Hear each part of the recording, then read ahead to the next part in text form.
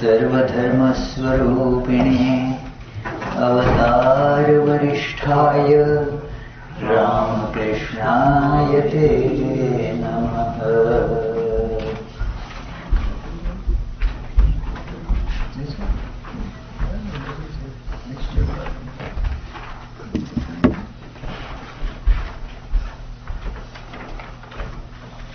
So this is as ordered by Sushmita Ji, this topic that speak on the Dhyana mantra of Sri Ramakrishna, and speaking is, I use it as meditation, that when I am in a class and I am speaking, then that speaking is a meditation on the divine, the way to communicate with God. The scriptures are the way, they provide you the way to reach God. That is what Brahma Sutra mentions, that how to realize that God, Shastra Yunitvat, that God is reached through the scriptures. Means as through the scriptures you have the revelation of God. Shankaracharya tells that this particular aphorism has meaning both ways, and both are correct. And I'll tell you how both are correct. That it is, first meaning is Shastra Yunitvat, that the scriptures, they proceed from God. Like yesterday we saw in the 15th chapter, that Vedanta Krit Veda Videva Chaham, that it is Vedanta Krit. The Shruti, the scriptures, they have proceeded from God. God is their origin. So that is one meaning of Shastra Yunitvat. That Shastra, the scriptures,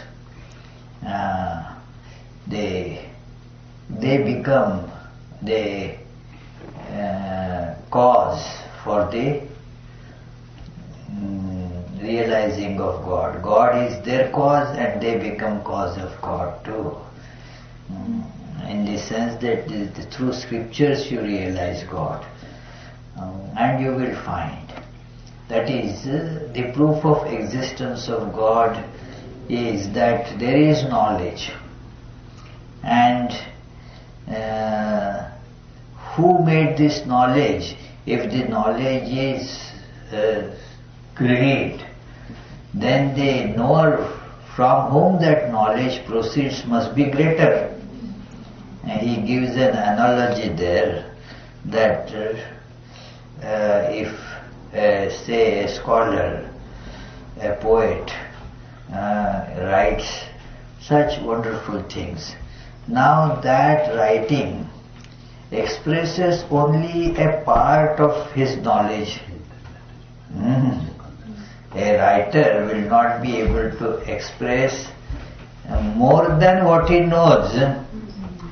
Usually only a fraction of his knowledge gets expressed in what he writes. Now, if you look at all the knowledge, it is so vast. And so the God from which it proceeds, that must be still greater. So that is one way of looking at it. Second, that if you follow, if they say the road originates from a place, then if you follow the road, then in the right direction, then you will reach the place. So like we did that day before yesterday, that what road? Betty Road. So Betty Road. So follow the Betty Road, and where do you get to? You get to Vedanta Center in Pittsburgh. So if the scriptures proceed from God, then if you start following the scriptures, you will reach God. So all the scriptures proceed from God, and so that divine is described, that it can be understood, known from scriptures. There is no other way of knowing it. It is only this through the scriptures, in the sense that the words of those who have realized the truth, that is the scriptures. It is not just one particular book for Christians, that only not even the whole Bible and New Testament. For some Christian sects are very particular about that we don't follow, that is old. We follow the New Testament, the message of Jesus. Especially those who are those evangelists and very fanatic group of Christians, they say, well, just read the New Testament, that's it. That is the message of our Lord. So it is, but when Shankaracharya mentions Shastra Yunitvat, and that is not only a particular book as scripture, but all the words proceeding from somebody who has experienced the divine. Now that becomes the road for us to get to the divine. Follow that word. And there is no other way. There is no other way. Because it is beyond all our sensory instruments and mind, and our senses cannot catch that. Obviously words cannot reach there. So therefore, what other means do you have to know that? The message that comes from those who have reached there, that message is the only way to get there. Suppose Sushmita has gone to some place that none of us have gone, and she described that is such a wonderful place. Now we don't know where it is, we have not gone there any time. So her words are the only proof for us, proof and also to experience ourselves. Her words are the only means. Otherwise, where it is, we don't know. It doesn't really exist for us. It doesn't exist for us because we have not even heard except from her words. So her words is the proof. So follow her words, get the words more clarified. That how do you go there, Sushmita, can you guide us? And she says, well, I don't know, but I had gone like this. You can go your way, there must be, I am sure, many other ways. But this is the way that I followed. Thus you know how, at least one way you know that how you can get there. So how to realize that truth? And for us, the scripture in a human form is the best way, the book, but the writer from whom those words proceed. The writings are an image of that. Like Sri Ramakrishna, you have a statue of Sri Ramakrishna, a photograph of Sri Ramakrishna, they are the images. Statue of marble. In Hyderabad they have statue of bronze. Sri Ramakrishna statue made of bronze. So, and then in many other places they have photographs. In Providence we have a cutout. So, it is made of plexiglass. So, now all those, they are statues, images by which you connect to what? Sri Ramakrishna, the God. Not just the person, but from that person, the Godhood of Sri Ramakrishna. Now the best murti, the best image that you can have of God is the image, what? Made of marble? What? Made of wax? Or painting? It is told by sages the best image is made of words, the scriptures. That is the best image of God. Vangmayi Murti. That is Vangmayi Murti. Means the image made of speech, a word portrait. Have you heard this word? Word portrait? Word portrait? Never heard this word? Yes. A word, you make the description so beautiful, so clear, bringing out all the nuances, the special features, that as if you are seeing it.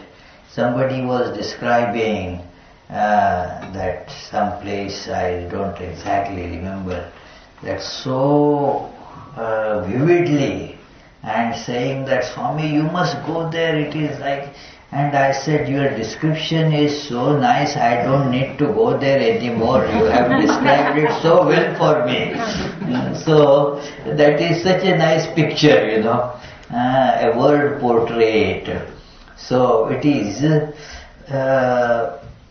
so this is the best image of God, and through that the scriptures therefore are the best way. You can connect to God through a clay image, a wax image, a marble image, or a image on a paper, or some abstract symbols, all that. Like Swami Vivekananda started drawing a portrait of Sri Ramakrishna. Yeah, that is very widely used. Have you seen the picture of Sri Ramakrishna drawn by Swami Vivekananda? You have seen it. Yeah. Is it there? The emblem, Ramakrishna Mission emblem. And that is actually the Sri Ramakrishna's portrait. For Swami Vivekananda, what was Sri Ramakrishna? Is this. That in one of his poems he describes that Advaya Tattva Samahita Chittam Projvala Bhakti Patavrita Vrittam Karma Kalevaram Adbhuta Cheshtam Yami Gurum Sharanam Bhava Vaidyam. That it is the knowledge, Advaya Tattva Samahita Chittam, the knowledge of non-duality is just installed there in the consciousness, and then is covered by bhakti. Pata means the clothings. So the attire is of bhakti. And what is the body made of? Of action. Karma kalevaram adbhuta cheshtam yami gurum sharanam bhava vaidyam. So this is Sri Ramakrishna. Now,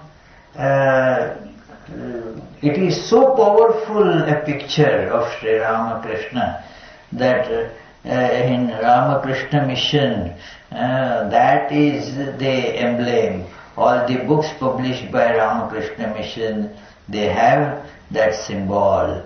All the buildings of Ramakrishna mission have that emblem.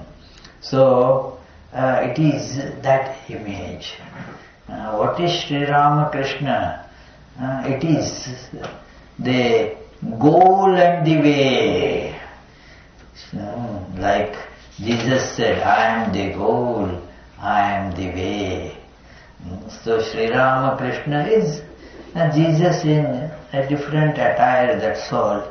So it is that Brahman who had the attire of Jesus now has the attire of Sri Ramakrishna. So that is how you go there. That is the goal and that is the way. So that is described in that emblem. So a very powerful image. All the complete works of Swami Vivekananda are really condensed in that one drawing he did. It is. So now when you want to think of Sri Ramakrishna, you should think of Sri Ramakrishna in this comprehensive way, the goal and the way. And so many hymns have been written on Sri Ramakrishna by his direct disciples, especially by Swami Vedanta, who was, in addition to being the that God realized soul established in Brahman, was gifted with tremendous Sanskrit scholarship and a knack of writing very nice hymns. So his hymns are sung all the time in Ramakrishna mission. But nothing is sung more often than a part of this hymn that he composed for Sri Ramakrishna, and 3 stanzas of that are taken for the worship of Sri Ramakrishna, because every worship is done with first meditating on the deity, invoking the deity through meditation, and then after invoking it, do the worship in the mind and then externally. So for invoking something that will invoke Sri Ramakrishna in us, that is called Dhyana, meditating on Sri Ramakrishna. So he composed these 3 beautiful stanzas. While composing, probably he was not aware that they would be used for the daily worship of Sri Ramakrishna, because it is a long hymn. From that hymn, these 3 stanzas have been chosen when a method for worshipping Sri Ramakrishna was getting developed by Ramakrishna and Abhedananda. They were developing this method, and it was discovered that these 3 stanzas coming one after another in that hymn, they provide the best description for the purpose of meditation. That think of Sri Ramakrishna as the ultimate principle. Then the principle in your thought, as that ultimate principle as it comes in your thought, and then as it comes to you as a physical form. At all these 3 levels it is to be there. And they are continuous, like you do not have that kind of cut separation between your awareness, your thought and your words or actions. They are kind of seamless progression. So we have to see Sri Ramakrishna also like that. Not just the son of Khudiram and Chandra Devi and the physical part of it. Lived in Dakshineshwar, born on such and such day, died on such and such day. I got an email from Bilurmat, this thing. It has also as a news item that they have now found the death certificate of Sri Ramakrishna. Yeah, they were not really finding it. But then a clerk in that office where they keep the record of death at that Kashipur cremation, that ghat. So that page where this entry was, it was found. Sri Ramakrishna passed away on the night of 15th August 1886. 1886, so they found that. So, born on such and such day, died on such and such day. In between he did a few things. So it is, that is the, he travelled to different places and died of cancer. That is written in the death certificate.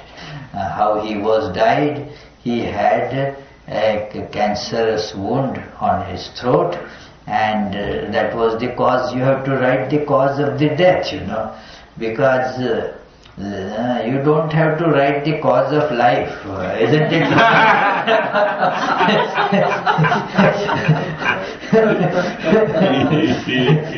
But you have to write the cause of the death. Even if it is unknown that coroner has to write the cause of the death. So it is, even in that Wizard of Oz, when that witch was pronounced dead, that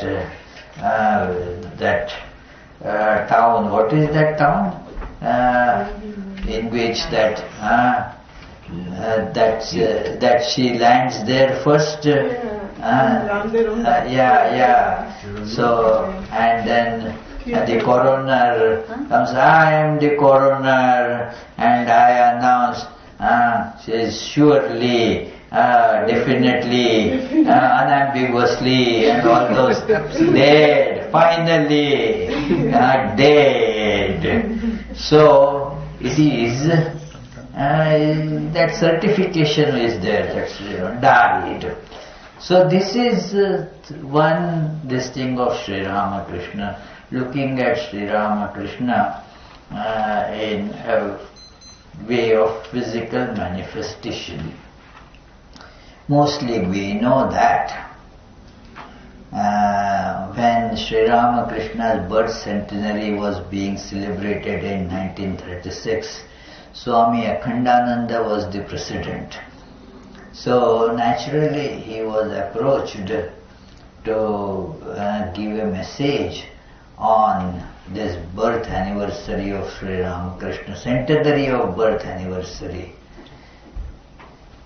Sri Ramakrishna said, I can't give any, what is that, that he had no birth, no death. Sri Ramakrishna had no birth, no death. So how can I say a birth centenary of Sri Ramakrishna? I cannot give a message like that. So, but then he gave, after saying that, but what we want is the physical manifestation. He was born as a body on this date. So therefore you have to give, and so ultimately he yielded and gave a message on this centenary of Sri Ramakrishna's birthday. So that is the gross physical aspect of Sri Ramakrishna, very important.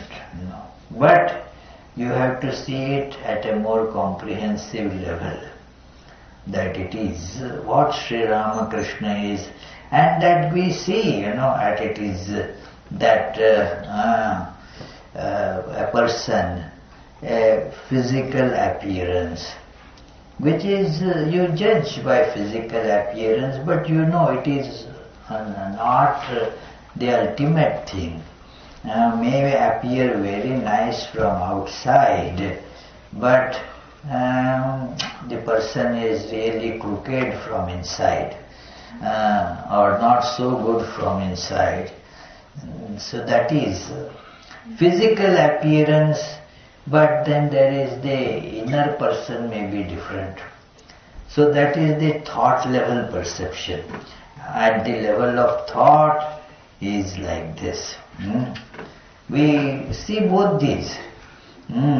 Yes, that person is looking very... Somebody was telling me the other day, that speaks nicely. You have to see that fellow while working. So clumsy. Now that from outside it is not seen. So clumsy. So many problems. Very difficult to work with that person. Very clumsy.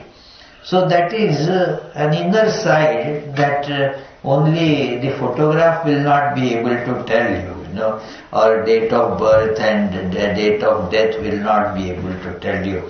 An inner life. So you have to see both.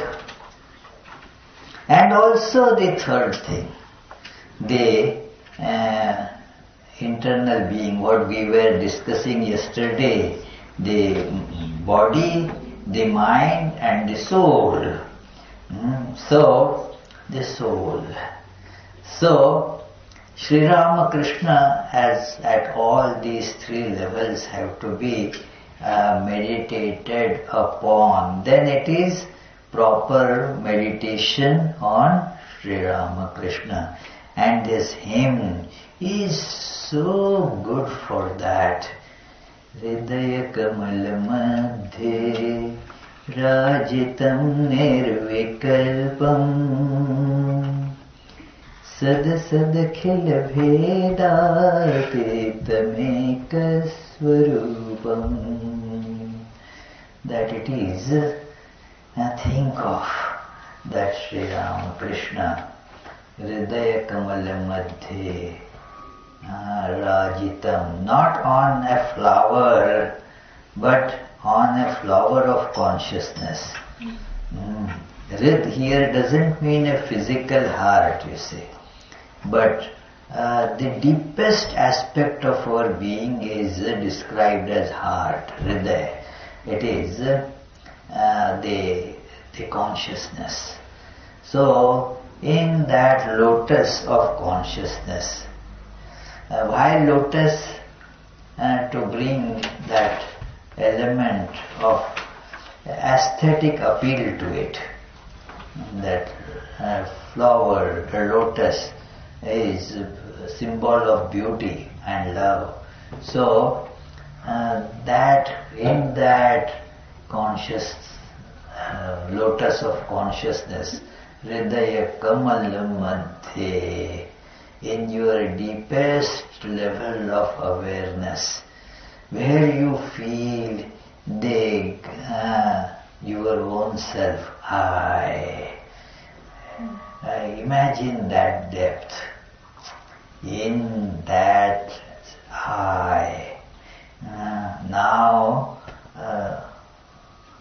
feel that the beautiful lotus. Again, it is made of consciousness, not lotus, that flower that you see outside, but that made of consciousness. There, what do you say? Nirvikalpam.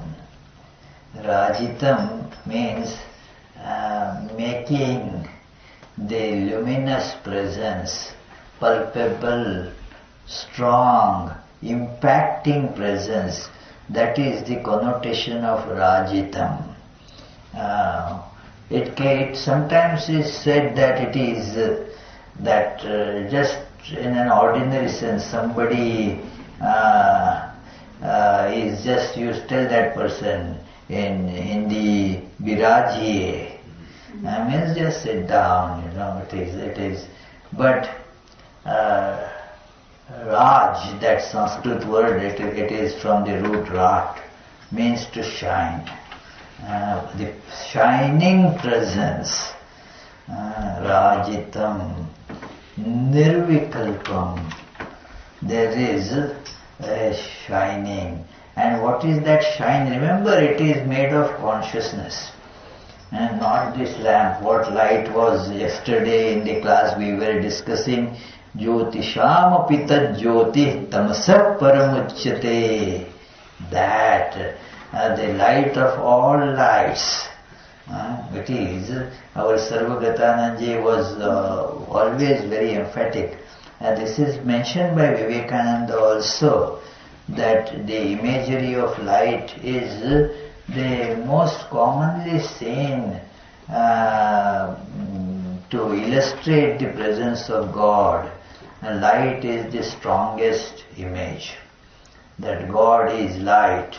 That light of the world. You are the light of the world. In many Christian hymns you would see this being alluded. Jesus is being adorned as you are the light of the world. And in Bible you read this, Jesus telling ourselves, everybody in the Sermon on the Mount, you are the light of the world. That light, it is. So it is. In Bengali there is a nice expression, very beautiful expression. Alo kore boshe achen. Means your presence is shining here. That has made the place illumined. It is. So sometimes when somebody comes, a Bengali person, then I say in jest, that person says, shall I put on the light? Ei, tumi to ekhane alo kore boshe acho. Abar alo jalanor ki proyojon? Means you yourself are here making things illumined. What is the need of putting on another light? I don't know if this expression, I have not heard this expression in Marathi language. Is it in Telugu? Not that I know. Not that you know. In Tamil? They don't know much Tamil either. In Akhumya?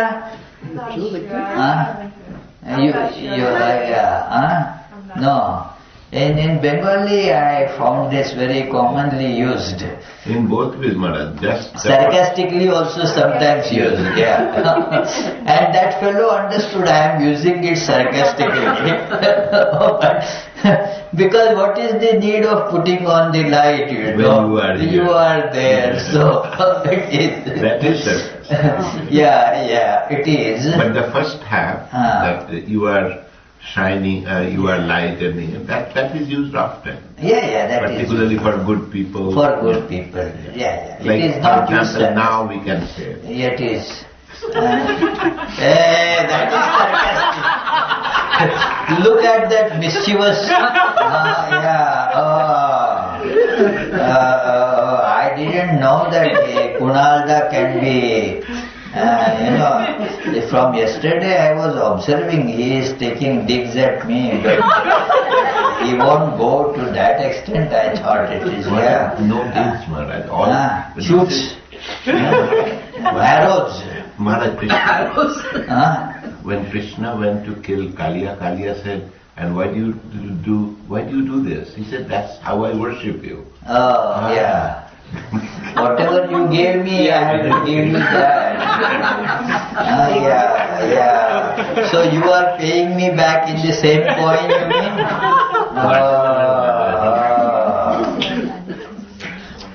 Digs with humility. Huh? Digs with humility. No, dig with humiliation.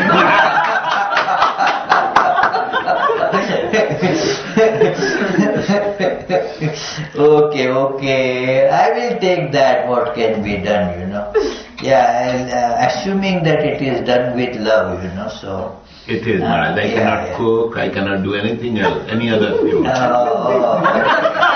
can dig. I cannot cook, I can dig.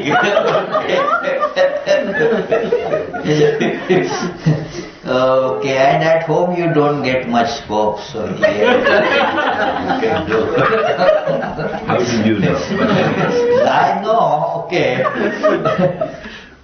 Anyway, so this is that light. Sri Ramakrishna is, imagine, Rajitam, sitting with all illumination. Think of that. There is no body, there is no shape. But no shape, there is no body does not mean that the body is abhorred there. It is, all bodies are included in that. Like a canvas. A canvas has all the pictures that can ever be drawn on it already included. It is the clay. That clay has all the statues that can be made from that already included.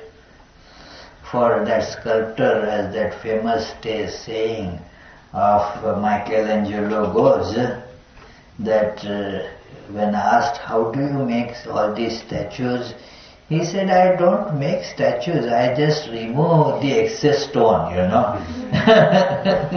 I just take out the excess stone. The statue is there, only the excess stone I take out." So is that there, So it is like that.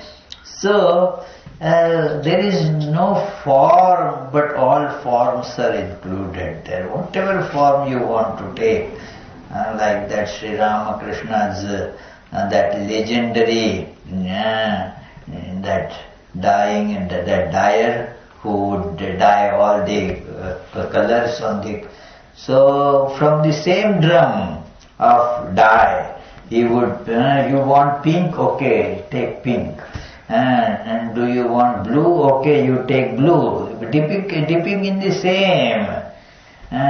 So whatever color, anybody asking for whatever color would give from that same drum. So one man was watching, what dye do you want for your clothes? I want the dye that you have in that drum. So that is an intelligent guy, so it is so that he has the nirvikalpam, that is, the meaning is to be therefore properly understood. When God is said to be nirguna, nirakara, not that it doesn't have any qualities. Beyond all specifications does not mean that it doesn't have specification. That the understanding of the line from the Ten Commandments has become the cause of all fanaticism and breaking the idols. They are the idol worshippers, because the line reads there, you will not have any likeness of me, the God has commanded to Moses. No likeness. It is, these statements are, if you look at them properly, you will see that it is the same as Vedanta. There is only one God. There is only one God is really, there is only one, period, God. That one is called God. And there is only one.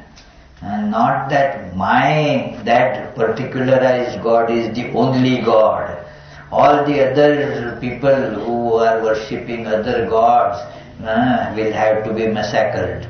Not that. It is, but there is only one. That one is all inclusive. It has the potential to manifest in all different forms. So there is no likeness, means it cannot be limited to a particular color or shape or form. It is, but it has the potential to worship, to be worshipped in any form you like. So, Rajitam Nirvikalpam Sadasadakhila Bhedatitameka Swarupam. It is Sat and Asat, that in our worldly experience we have these two conflicting ideas, is and is not. Because the isness in these things is fluctuating. I like that example many times, that it is, if what is his name? I forgot. Your name? Arya.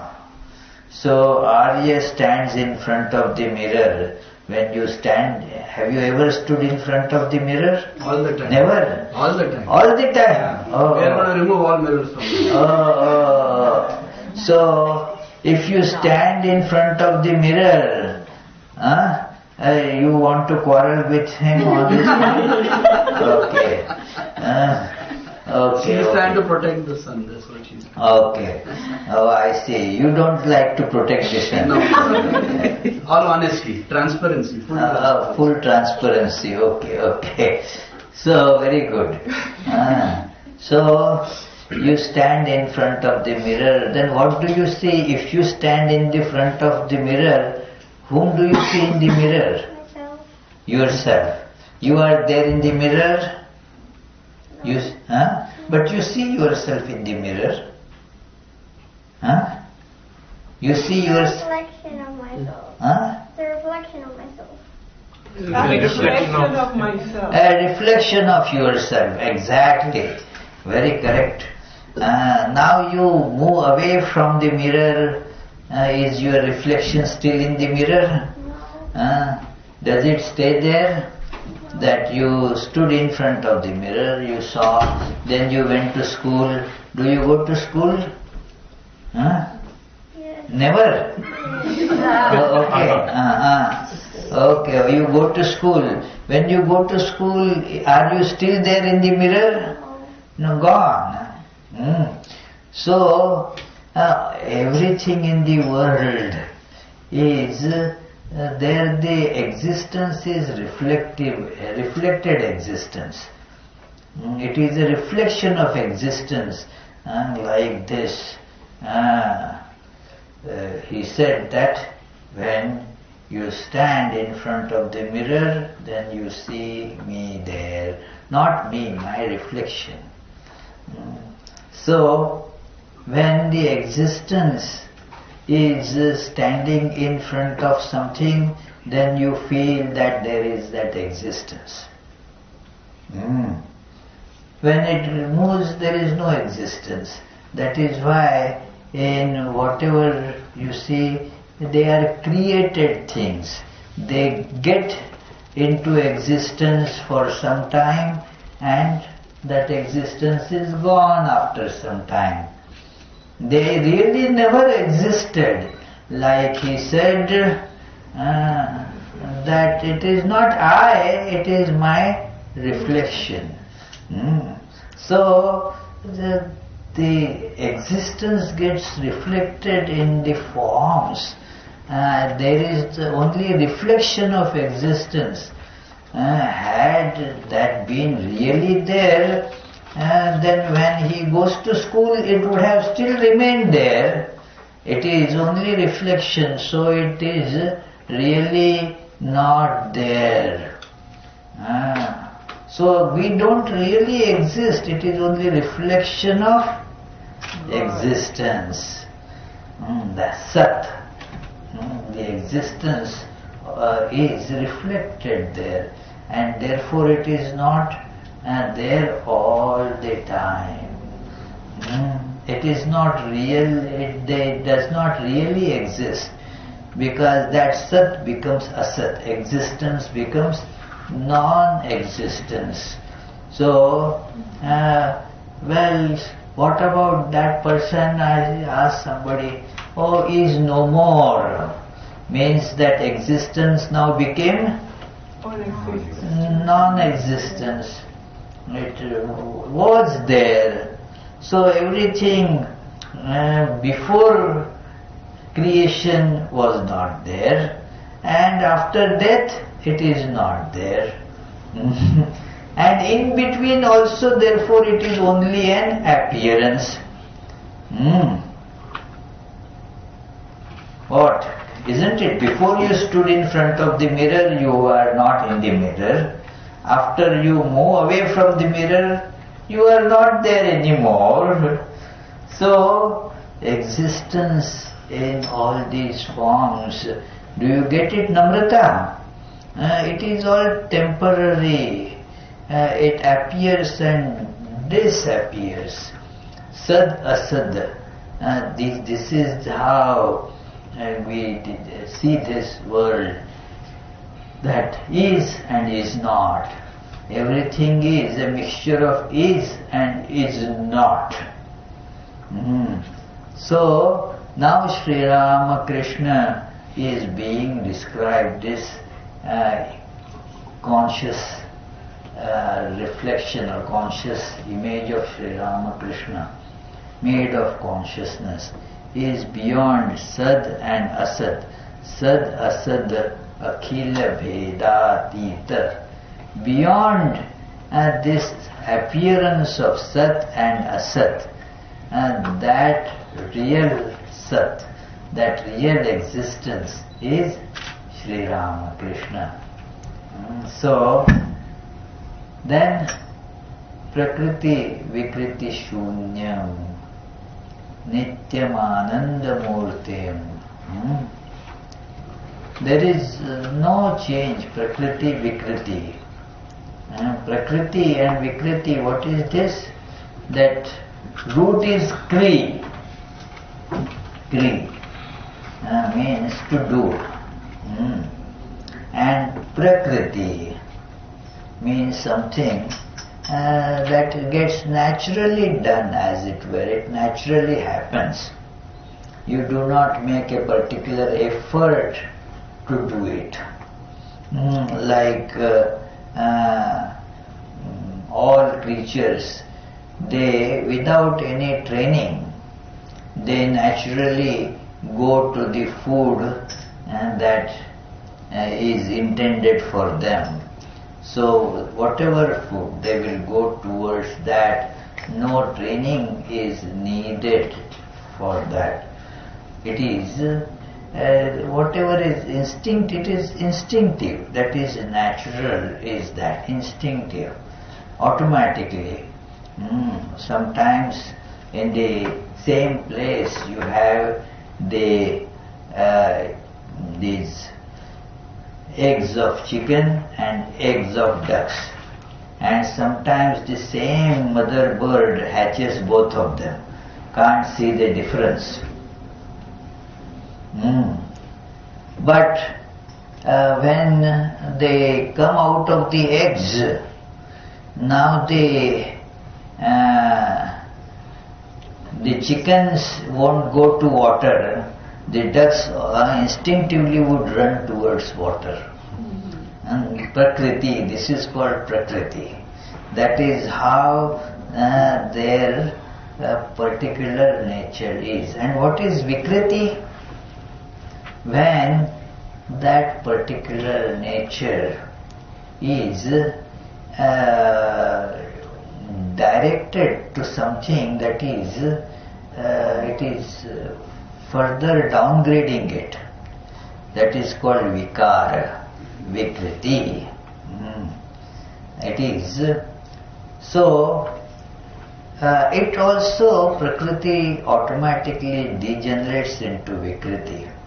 Nature, if there is, and this is for those who have that conscious control.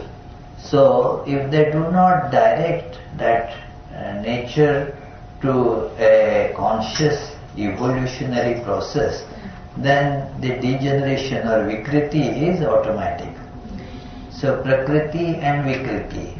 Therefore, there are these three connected very nice words: Prakriti, Vikriti and Sanskriti. Sanskriti, what Abhijit, have you heard this word? Sanskriti? Yeah. Amader Sanskriti. So Sanskriti, what does it mean? Refining, cultivating, culture. So, if not, efforts are not made to cultivate it, to purify it, to refine it, then what naturally happens from Prakriti is Vikriti. So Prakriti, Vikriti. That these changes are taking place in all the created beings, but not in the absolute principle. So Prakriti, Vikriti, Shunyam. There is no transformation, there is no effect on it. Nothing is changing. And the change is of this type: Prakriti, Vikriti, Sanskriti. So it is, none of them is there. So then is it like an inert thing, wall?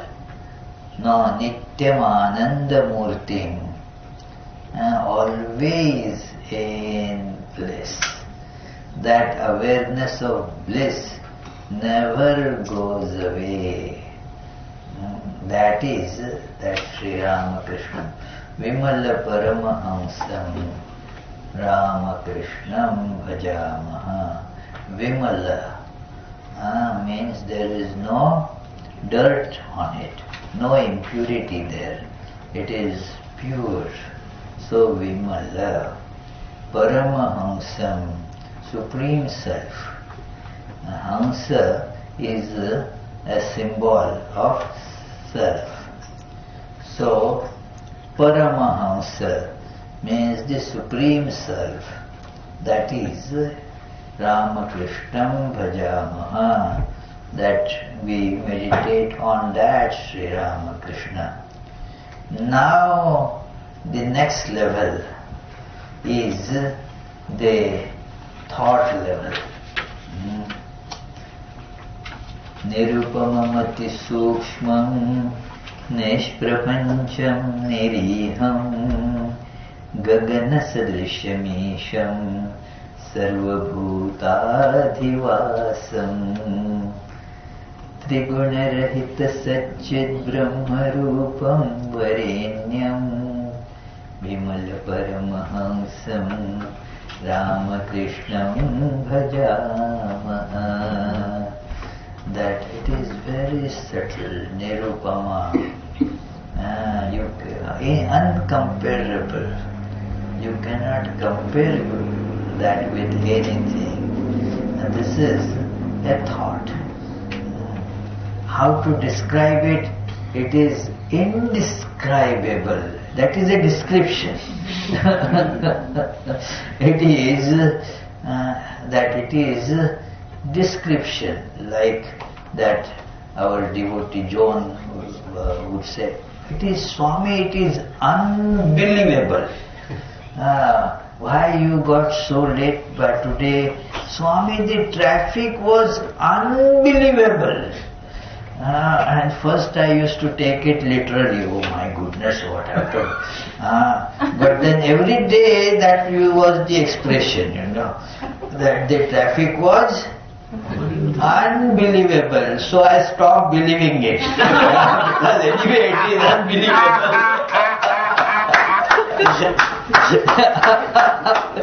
So it is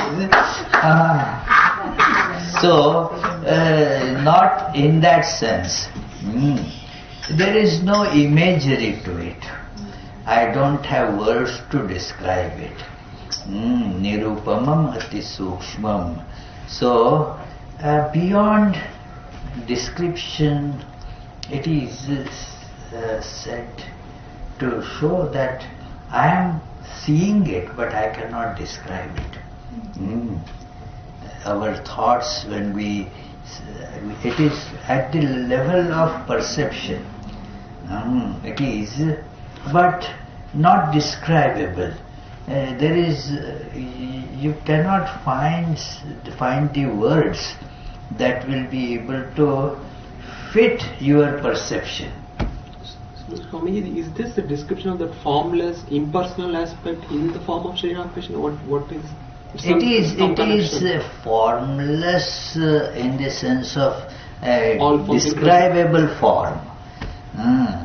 It is, that was the earlier, that is inclusive of all forms. Now it is the sage is perceiving that in the mind. What earlier was that it was beyond mind, beyond thought, beyond any perception. Now it is being perceived. So, but not describable. It is nirupama. Our words are kind of using analogy. That it is, let me tell you, it is like this. So you create an analogous form to convey something that you really want to describe. So, but where there is no analogy for it, there is nothing like that. How can you describe it? So, nirupamam ati sukshmam. Why it is cannot be described? Because it is too subtle, so involved that I don't have words to properly describe it. So ati sukshmam, very, very superfine. Nirupamam ati sukshmam, nishprapancham. It is, what is prapancha? That who was telling yesterday, and it's 3 kids. So morning. Yeah. So prapancha, husband, wife, and 3 kids. So means 5. So prapancha. It is. Yeah, you can do it anyway. That husband, wife, my 1 kid, and my in-laws. So it becomes 5 again. So to make it more complicated, so it is. So it is nishprapancham, means beyond this prapancha. As a technical word, what it means is that the 5 elements have been combined. The space and the air, the fire, then water and earth. So these 5 elements have been combined, and that makes this prapancha. That is, there is the description of Panchikaranam, how then it proceeds at more and more grossified level, from the subtle, how it becomes grosser and grosser, that it is described in an Abhanga, which is sometimes people feel it was composed by Tukaram, because it comes in that movie, Tukaram movie, old Tukaram movie. But it is not composed by Tukaram. The script writer, he has composed it, but it came out so good and so much like Tukaram. In the movie, Tukaram sings it. The movie Tukaram has composed it.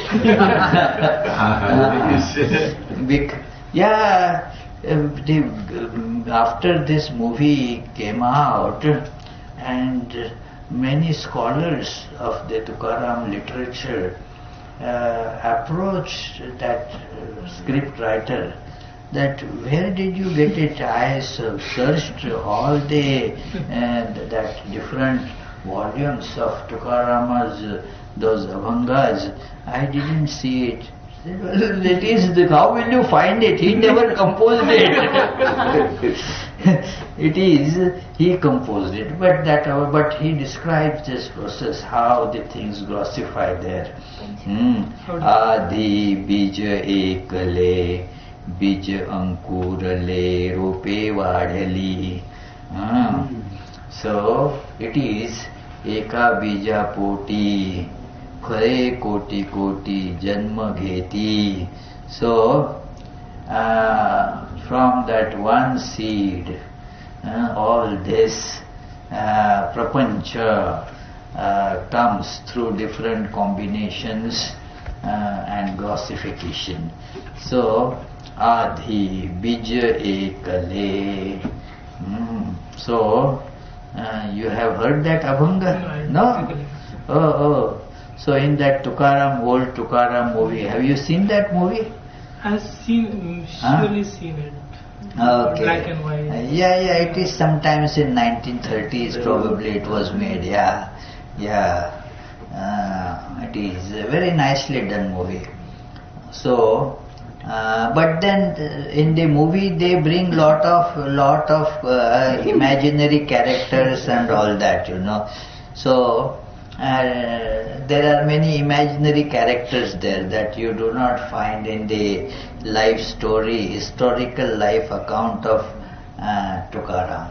Anyway, but so this is called prapancha, that the combinations, the processes, the grossifications that comes, and this is how you have an idea like this Vedanta center here,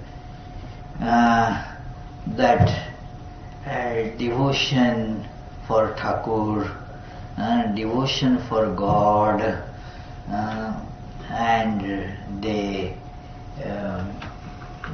feeling that message must be spread, that devotional feeling in that Swami Swahananda.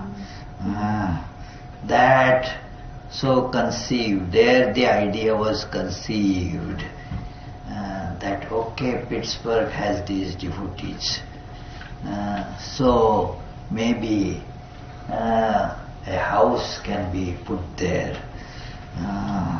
and then gradually it first happened in the mind. Do you see? First just the devotion, there is no shape there. No shape, not even idea, only that current of devotion is there, that's all. Rajitam nirvikalpam sadasad khila bhedatetameka swarupam. That stage. Now it comes to the level of the thought. It is now there at the thought level. Nothing concrete, and nothing, no prapancha, no modifications there. It is, but now at the level of perception it is there. So nirupamamati sukshmam nishprapancham niriham gagana sadrishamisham sarvabhutadivasam. The idea of the divine is now appearing there, that God who is in the hearts of all beings. Now see, there is no words to describe, but then why are you talking then? the words take shape to say that I don't know. Somebody said that to Swami Vivekananda, that Kokha Maharaj, Swami Subodhananda, Swamiji made the rule. Each of you, he told it, you should give a speech. And then Kokha Maharaj, Subodhananda said, no, I do not know, I am terrified by this idea, I don't know how to give speech. Okay, you stand up and tell that, that I don't know how to make a speech. Tell that. What happened actually was very funny, that he stood to give a speech, and then they did that terrible earthquake of Kolkata. Kolkata doesn't have much earthquakes, but at that time it happened, and the whole meeting just dissolved there. Everybody, So everybody said, Kokha's speech, that it was earth-shaking speech. It shook everybody. It really happened. That is, in the life of, yes, you will see that Kokha Maharaj's speech was the earth-shaking speech. So, it is that no description is a description. When you say that I cannot describe it, you are describing it. Like somebody long back it happened that in our retreat form, there is a column, age. And naturally many American ladies objected to that. Why you want age? I said that it is not necessary that you have to write it. It is there. If you want to provide that description, you have the choice of writing your age. And then winking a little, I said, but your refusal to write writes it,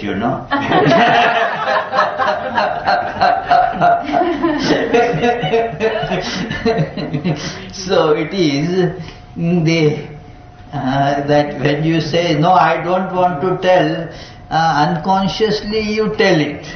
So it is, the idea is that it is very subtle, very fine, beyond words, but there is a thought level description there that is not concrete, but one perceives it, and that is that level where you, next level of meditation. Then it comes to the description, to the form that you say.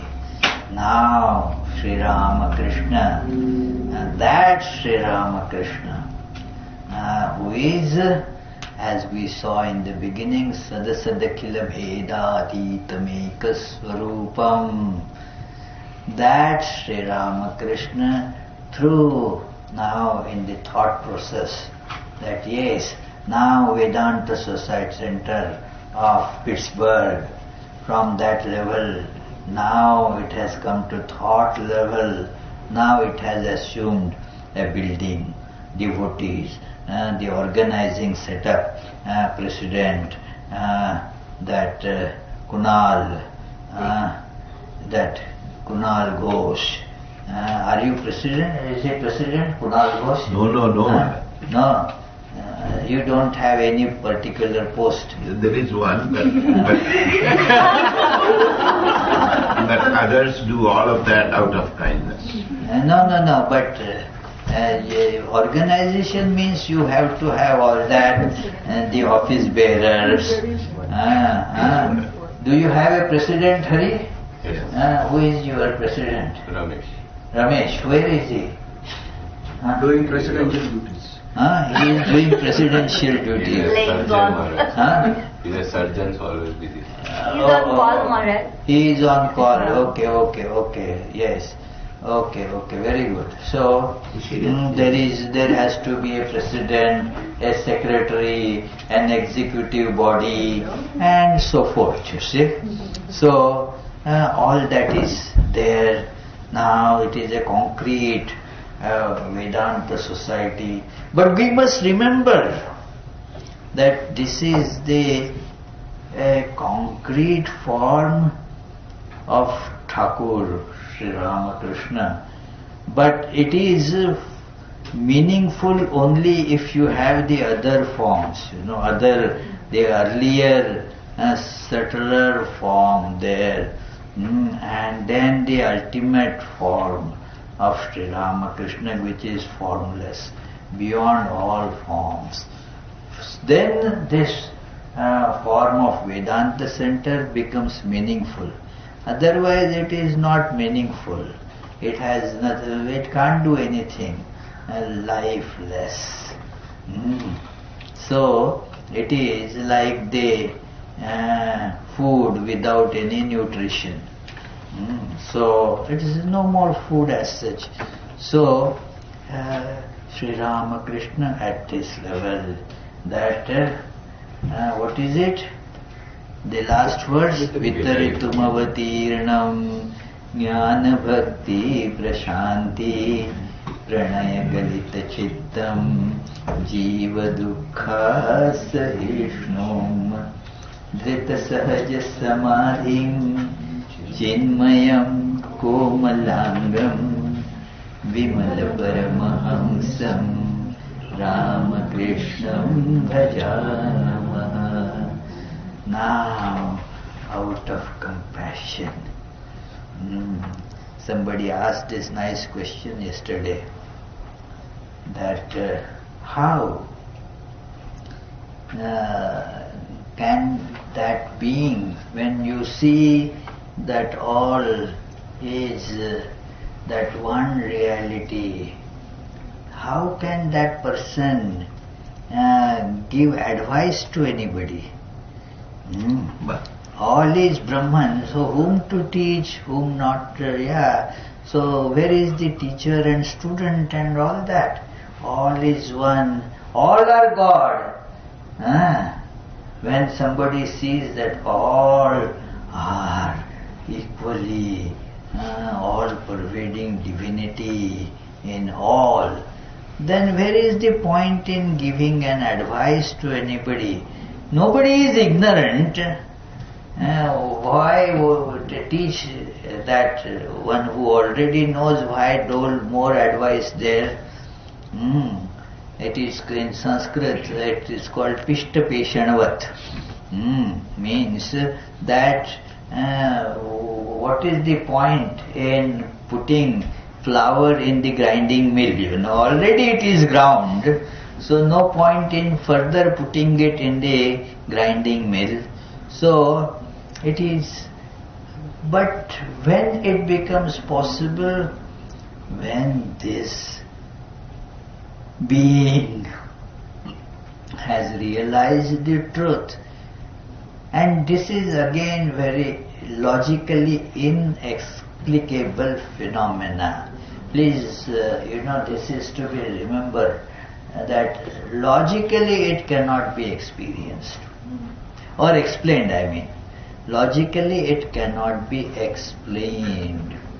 But then logic proceeds after the facts to connect the facts, Logic cannot change the facts. Logic tries just to glue the facts to make some sense for us. That's it. So, this is a fact that the teaching is being given.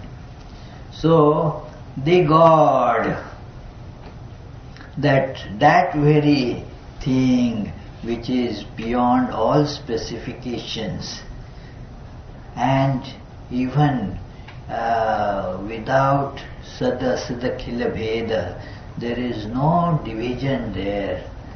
That being sees these two sides, as it were, the side of the undivided existence and also the side of divided existence, where there are people who suffer.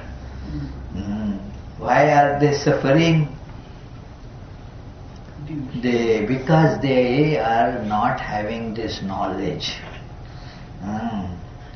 They don't have this knowledge, because of that they are suffering.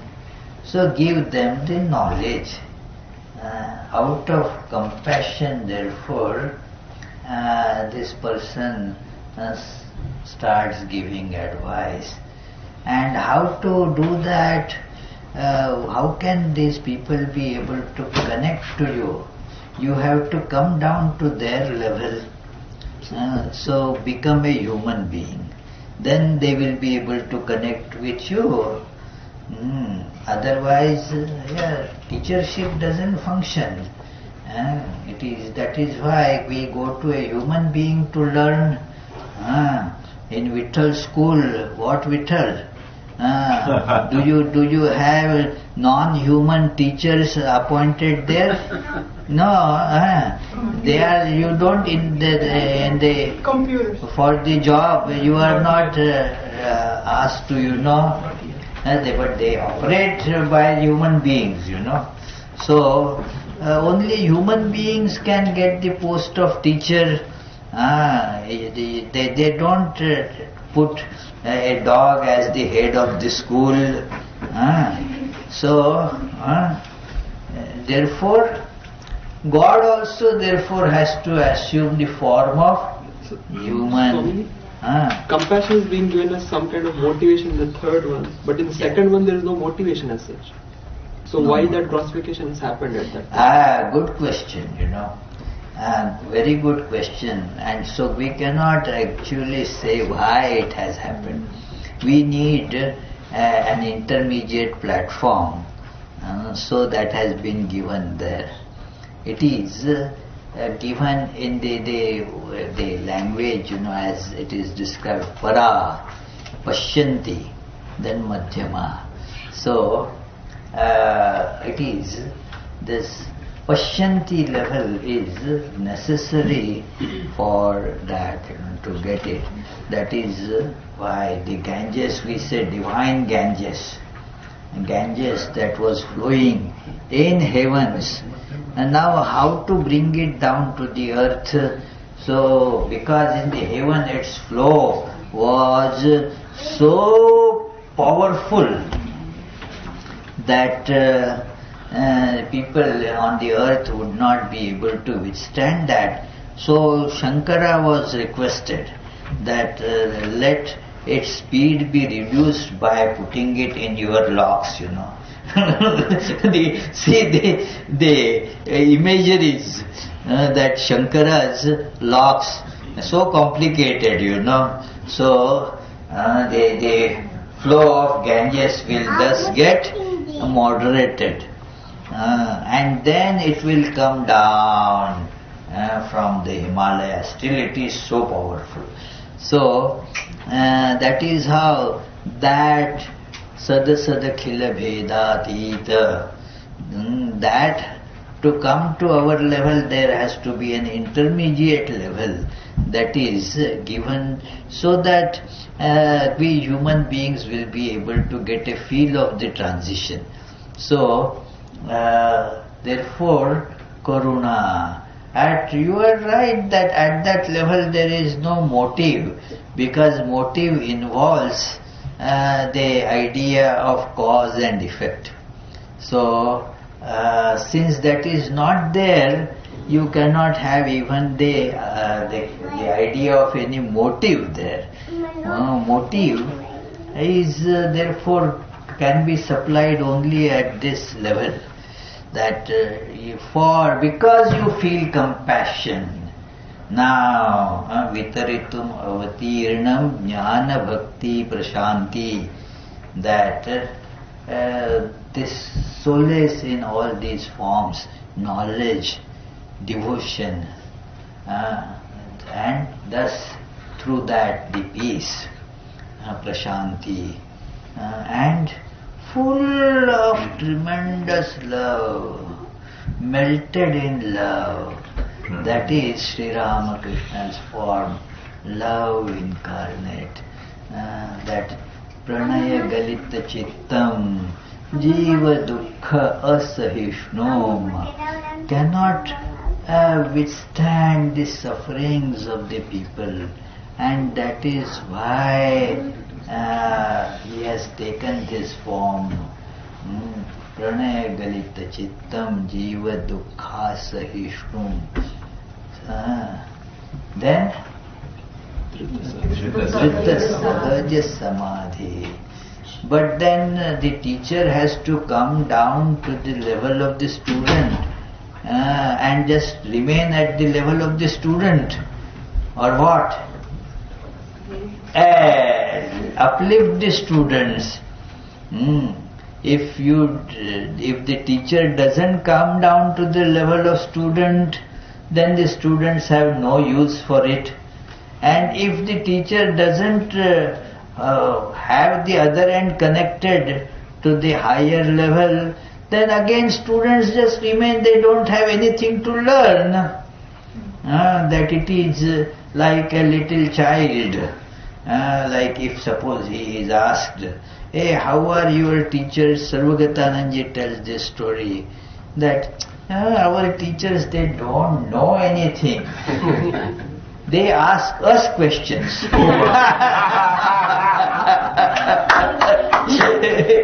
They ask us.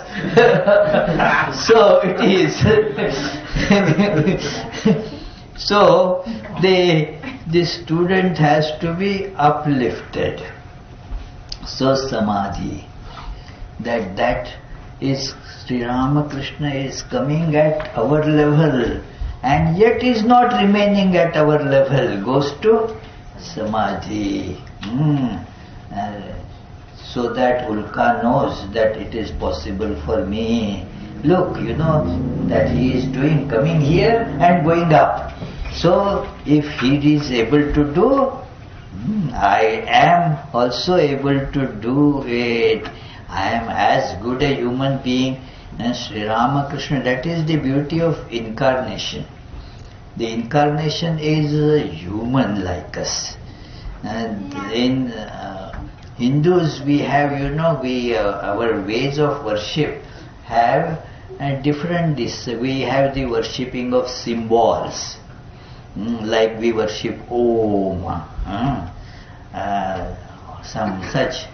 These are the symbols, or then the concretized symbols like Ganesha, Vishnu, Shiva, Durga, Kali. And these are all the symbolization of certain divine concepts. They are not human beings. They have some anthropomorphic human features, but to show that they are not human beings, Vishnu, for example, has a human face, but to show that he is beyond being human, 4 hands are described, Chaturbhuja. What is that verse, Vithal? That Chaturbhujam? Come on, recite. Prasanna Vadanam Dhyayet. Then? Shuklam Bhadram Vishnu Sashi Varnam Chaturbhujam. Shashivarnam Chaturbhujam. Now Shuklambaradharam is like human, wearing a white cloth. So some human similarities are there so that we can connect. But that is not human being. So you don't have the date of birth of Vishnu. And when did he die? That is not with Rama, Krishna, Buddha or Jesus or Chaitanya Mahaprabhu, Shankaracharya, Ramakrishna. They are called avatars. They are born like human beings. But without limitation of human beings. This is the special feature, that they are born not as an outcome of their karma. According to our karma, one gets born. There is no choice. We have to take birth. We are forced. Like if you are caught doing some crime and it is proved in the court, and then you are sentenced 5 years of imprisonment. Now you are not going to prison as a matter of your choice. Your karma has compelled you to go to prison. So we have to take birth as a matter of compulsion. This is imprisonment. It is different from somebody just let me go and see how the prisons work. That person has gone there out of free will, can come out any time. Okay, I saw whatever I needed to see, let me come out. But the one who has been sentenced to prison, then it is different, you cannot come out. That is why our one Swami told that marriage is not a word, it is a sentence. It is a sentence, not a word. There is a pun on this word, the sentence. So it is. So then you are bound to do that. But the incarnation takes birth without any such compulsion. Just come to our level to meet the prisoners. Oh, I am sorry to see your state here. What can I do for you? Out of compassion comes to see them. See that is a very different thing. But that Shankaracharya describes it, Swaprayojana abhave api bhutanu jigrikshaya jata iva. That it is karma kurvan iva lokanugraha kurvan iva cha lakshate. Very beautiful words, the best description that you can find of this very special phenomena, that bhutanu jigrikshaya, out of compassion, that is born. And bhutanu jigrikshaya swaprayojana abhave api, no need, no compulsion to be imprisoned in human body, but out of compassion has done it. See, imagine the compassion that has assumed this human body without any need, that a person who can live, this is just again like Shrikanta said, what is the need for a middle level, just for making the things clear. If somebody has a big palace with all facilities, everything is available there, and with all richness, that person is told to live in a dingy kind of, small New York apartment, imagine, it is. It becomes such a torture for those who had a big house in Midwest, everybody has big houses. So it is from there they come for job. I don't have job there, I have to come to New York. Now look for this apartment in New York, paying $3,000 rent, and it is, and that is also shared, by with somebody. Okay, probably you sleep during night, I will sleep during day, something like that. So, out of compassion, that who is all-pervading assumes this human body. Okay, I will also stay in this little body. This is compassion. So, Jita sahaja samadhim chinmayam komalangam, and so needs lot of flexibility. Komala is that, that from this level to that level. Again come, how much flexibility is needed, to have this circus. Imagine, So that is why this is a very special body, out of compassion. So these are the three levels. And it is described in all different incarnations in a similar way, like that description of Lord Rama. In Hindi it says, Jo Ram Dashrath ka beta, the Ram that you see as the human being, son of Dashratha. Jo Ram Dashrath ka beta, wahi Ram ghat ghat mein leta. That very Ram is in the heart of everybody. Ghata means a receptacle. In every being, that very Ram who is actually in the physical sense, the son of Dashratha, that very Ram, not a different one. That very Ram is ghat ghat mein leta. Wahi Ram jagat pasera. That very Ram is this all-pervading universe and beyond. So, Vahi Ram sabse nyara. So, this is the avatara. So, incarnation of God. So, that is how we should meditate with this Dhyana mantra of Sri Ramakrishna.